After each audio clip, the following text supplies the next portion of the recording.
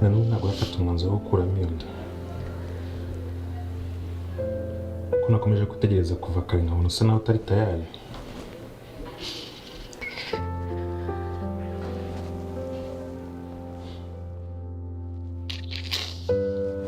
Nindi kubwira